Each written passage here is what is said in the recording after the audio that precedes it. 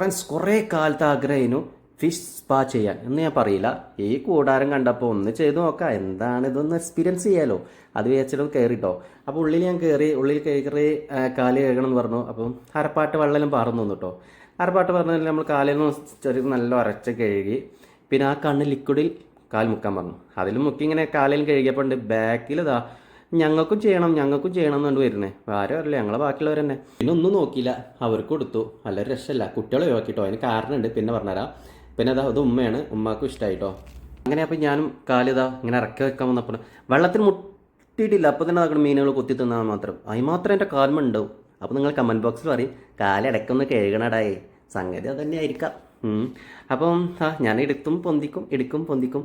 പക്ഷേ ഇരുന്ന് കാല് വെച്ചപ്പോൾ തന്നെ ടൈം കഴിഞ്ഞു എന്ന് പറഞ്ഞു. അതാണ് ഇതിൽ ഏറ്റവും ഹൈലൈറ്റ്. 5 മിനിറ്റിനാണ് 60 രൂപ. സംഗതി നല്ല രസമൊക്കെ ഉണ്ട്. ഞാനങ്ങനെ വീഡിയോയിൽ എടുത്തപ്പോൾ ചേച്ചിൻ്റെ നോട്ടം നീച്ച് പോകാൻ സമയം ആയിക്കണെന്ന്. പിന്നെ ഒന്നും നോക്കിയില്ല. ബാക്കി എല്ലാവരും നീച്ചു. ലാസ്റ്റ് ഞാനും നീച്ചു. Okay, bye.